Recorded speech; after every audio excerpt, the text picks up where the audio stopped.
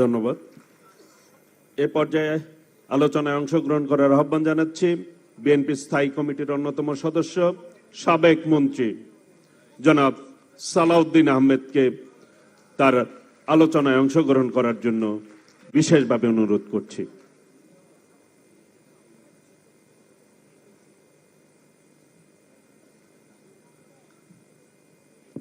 বিসমিল্লাহির রহমানির রহিম। বিজয় দিবসের আলোচনা সভার সম্মানিত সভাপতি বিএনপির সংগ্রামী মহাসচিব মির্জা ফখরুল ইসলাম আলমগীর, আমাদের জাতীয়তাবাদী দলের মাননীয় ভারপ্রাপ্ত চেয়ারম্যান, প্রধান অতিথি জনাব তারেক রহমান, মঞ্চে উপবিষ্ট স্থায়ী কমিটির সম্মানিত সদস্যবৃন্দ, নেতৃবৃন্দ, ভাই ও বোনেরা, সাংবাদিক বন্ধুগণ, আসসালামু আলাইকুম রহমতুল্লাহ। আমরা বিজয় দিবসের আলোচনা সভায় অংশগ্রহণ করছি। বিজয় দিবস উদযাপিত হবে আগামীকালকে। বিজয় দিবস উদযাপন করা, আলোচনা করা খুবই সহজ বিষয়। বিজয় অর্জন করা খুব সহজ বিষয় নয়। আমাদেরকে এটা অনুধাবন এই জন্যই করতে হবে, দীর্ঘ 16-17 বছরের বিরামহীন ধারাবাহিক ফ্যাসিবাদ বিরোধী গণতান্ত্রিক আন্দোলনের মধ্য দিয়ে রক্তের সোপান মাড়িয়ে আমরা বিজয় অর্জন করেছি। কিন্তু মুক্তিযুদ্ধে মাত্র 9 মাসের যুদ্ধে সংগ্রামে বিজয় অর্জন করার কারণে আমরা বুঝতে চাই না কত ত্যাগ, কত তিতিক্ষা, কত আত্মদান, কত রক্তদান, কত শহীদের বিনিময়ে এই বাংলাদেশের স্বাধীনতা অর্জিত হয়েছে, বিজয় অর্জন করেছি। আমি ব্যক্তিগতভাবে বিজয় দেখেছি। আমাদের চাইতে যারা বয়সে ছোট, হয়তো তারা সরাসরি বিজয় দেখার সৌভাগ্য হয়নি, কিন্তু এই বিজয় অর্জিত হয়েছে আমাদের নেতা, স্বাধীনতার মহান ঘোষক শহীদ রাষ্ট্রপতি জিয়াউর রহমানের তৎকালীন মেজর জিয়ার সাহসী উচ্চারণের মধ্য দিয়ে যে স্বাধীনতা সংগ্রাম শুরু হয়েছিল, যুদ্ধ শুরু হয়েছিল, তার কারণে। স্বাধীনতা যুদ্ধ হয়তো শুরু হতো শহীদ জিয়াউর রহমানের জন্ম না হলে, হয়তো আরো পরে হতো, কিন্তু রাষ্ট্রপতি জিয়াউর রহমানের জন্মই হয়েছে বাংলাদেশের স্বাধীনতার ঘোষণা দেওয়ার জন্য। শহীদ রাষ্ট্রপতি জিয়াউর রহমানের 1975 সালে পুনরায় পরাধীনতার শৃঙ্খল থেকে মুক্ত করার জন্যই প্রয়োজন হয়ে গিয়েছিল। তারপরে 7ই নভেম্বরের ইতিহাস, 1979-এর ইতিহাস, 1990-এর ইতিহাস বলবো না, 1971, 1991 এবং 1996-এর কথা বলে এখানে দীর্ঘ বাক্য বিনিময় করব না। কিন্তু শুধু একটি কথা বলতে চাই, আমরা বিজয় দেখেছি, কিন্তু সেই বিজয়কে যদি আমরা সুসংহত না করতে পারি, তাহলে হবে শৃঙ্খলিত স্বাধীনতার মতো, অরক্ষিত স্বাধীনতার মতো, যেটার অপর নাম পরাধীনতা। আমরা আমাদের বর্তমানের যে বিজয় অর্জন করেছি, সেই বিজয় গণতান্ত্রিক সংগ্রামের বিজয়।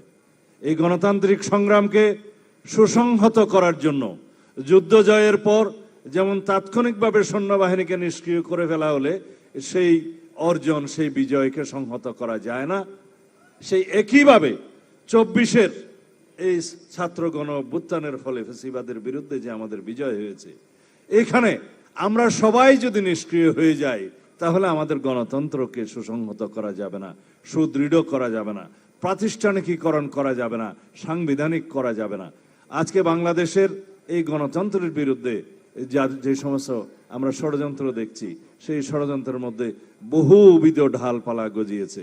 তার মধ্যে একটি হচ্ছে আমাদের এই গণতান্ত্রিক সংগ্রামকে অপমানিত করা, আমাদের অর্জনকে, ডেমোক্রেটিক স্ট্রাগলটাকে যেন ভুয়া হিসাবে গণ্য করা যায়, সেরকম কাহিনী রচনা চলছে। আমাদের দেশে বুদ্ধিবৃত্তিক দুর্বৃত্তায়ন হয়েছে আওয়ামী লীগের নেতৃত্বে। তারা বিভিন্ন রকমের বয়ান সৃষ্টির মধ্য দিয়ে এই গণতান্ত্রিক আন্দোলনের বিজয়কে, ফ্যাসিবাদের পতনকে বিভিন্নভাবে কাহিনী মাখিয়ে আজকে এই গণতন্ত্রের বিজয়কে তারা কলঙ্কিত করতে চাইছে, এবং আগামীতে গণতান্ত্রিক উত্তরণকে খুব সহজতর যাতে না হয়, সেজন্য বহুবিধ ষড়যন্ত্রের জাল বিছিয়েছে। সেই ষড়যন্ত্র দেশেও বিদ্যমান, বিদেশেও কার্যকর। সুতরাং আমাদেরকে সাবধান হতে হবে। আশা করছি বাংলাদেশের মানুষ প্রতীক্ষায় আছে, আমরা সবাই প্রতীক্ষায় আছি, দীর্ঘ নির্বাসিত জীবন কাটিয়ে আমাদের নেতা জনাব তারেক রহমান বাংলাদেশের ঐতিহাসিক পদার্পণ হবে ইনশাআল্লাহ আগামী 25শে ডিসেম্বর। আমরা তার পদার্পণকে, প্রত্যাবর্তনকে বাংলাদেশের ইতিহাসে স্মরণীয় করে রাখতে চাই। আমরা সবাই গণতান্ত্রিক উত্তরণকে সহজতর করার জন্য অবশ্যই নিজ নিজ দায়িত্ব পালন করব। একজন নাগরিক হিসাবে আমাদের যে দায়িত্ব আছে, জাতীয়তাবাদী দলের একজন কর্মী হিসাবে আমাদের আরো অতিরিক্ত দায়িত্ব আছে এই দেশের গণতন্ত্রকে সুসংহত করার জন্য। সুতরাং আমরা শহীদ রাষ্ট্রপতি জিয়াউর রহমানের অনুসারী হিসাবে, তার দলের একজন সৈনিক হিসাবে অবশ্যই আমাদেরকে এই গণতান্ত্রিক যাত্রাপথে আমাদেরকে প্রতিনিয়ত প্রতি মুহূর্ত পাহারা দিতে হবে। তাহলে পরে হবে আমাদের প্রকৃত এই বিজয় অর্জন, স্বাধীনতার বিজয় অর্জন এবং গণতন্ত্রের বিজয় অর্জনকে আমরা সুসংহত করতে পারবো। আমি একটি ক্ষুদ্র ইতিহাস এখানে বলে আমার বক্তব্য শেষ করতে চাই। আওয়ামী লীগ 1971 সাল থেকেই এই দেশের ইতিহাসকে বিকৃত করা শুরু করেছে। তারা দলীয়করণ করা শুরু করেছে এবং 1971 তারা নিজেদের পকেটস্থ করার সমস্ত পায় তারা তখন থেকেই করেছে। আপনারা সবাই জানেন শহীদ রাষ্ট্রপতি জিয়াউর রহমান যখন 1971 সালের 25শে মার্চের রাত 12টার পরে সুয়াদ জাহাজ থেকে অস্ত্র খালাস না করে ফেরত আসলেন, কর্নেল জাঞ্জুয়াকে বন্দী এবং পরে হত্যা করার পরে নিজে রিভোল্ট করে সেই চট্টগ্রামের 16 শহরের সেখানে স্বাধীনতার ঘোষণা করলেন, যার জন্য আমরা 26শে মার্চকেই স্বাধীনতা দিবস বলে থাকি, 27শে মার্চ নয়। তারপরে যখন স্বাধীনতার ঘোষণাপত্র রচিত হলো, সেই ঘোষণাপত্রে মিথ্যা একটা বয়ান জুড়ে দেয়া হলো। 4th প্যারাগ্রাফে বলা হলো শেখ মুজিবুর রহমান ঢাকায় যথাযথ প্রক্রিয়ায় বাংলাদেশের স্বাধীনতা ঘোষণা করলেন এবং সেটাকে জায়েজ করার জন্য পরবর্তীকালে 15 সংশোধনীতে মুজিবের নামে একটি তথাকথিত ভুয়া ঘোষণা এখানে ছাপিয়ে দেয়া হলো এবং সেটা সংবিধানের তফসিল হিসাবে সংযুক্ত করে দেয়া হলো। তার ভাষণ তো আছেই, তার উপরে স্বাধীনতার ঘোষণাপত্র সংযুক্ত হলো। আমি স্বাধীনতার ঘোষণাপত্রকে প্রশ্নবিদ্ধ করতে চাই না, কিন্তু প্রকৃত ইতিহাস আমাদের জানতে হবে, যেটা সারা জাতি জানে।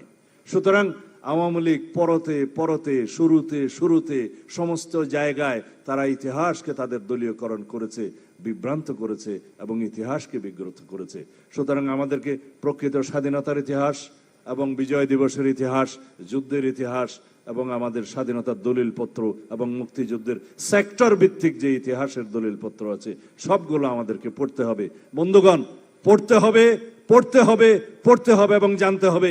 তাহলে আগামীতে জ্ঞানভিত্তিক, মেধাভিত্তিক এবং প্রযুক্তি নির্ভর বাংলাদেশে পৃথিবীতে বসবাস করা যাবে। ধন্যবাদ সবাইকে।